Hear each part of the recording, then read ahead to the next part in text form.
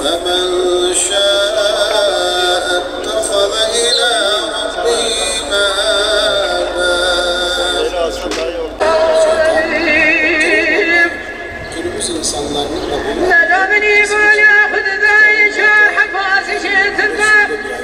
Cenab-ı Allah bize, Habibullah Muhammed Mustafa sallallahu aleyhi ve sellem bize kendi nefsinizle uğraşın. Kendi nefsinizi hesaba çekin. Bu dünyada Bugün Şeyh Seyyid Efendi ve 46 dava arkadaşlarının şehitlik yıl dönümüdür.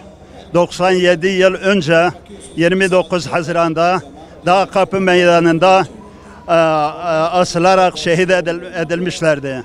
Onları ve onlarla beraber hareket edenleri rahmetle anıyoruz. Başta başkan ve hükümeti olmak üzere tüm yetkililere doyurmak istiyoruz.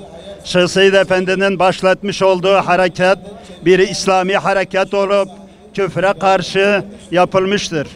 Kendisi alim, müceddit, müderris, mürşidi kamil, bölgenin sevilen ve sayılan bir din adamıydı. Başkan ve hükümetine bundan sesleniyoruz. Diyoruz, siz diğer hükümetler gibi bu zulme taraftar olmayın. Seyirci kalmayın. Bir an önce meclisten bir yasa çıkarın. Bu şehitlerin mezar yerlerini bize gösterin.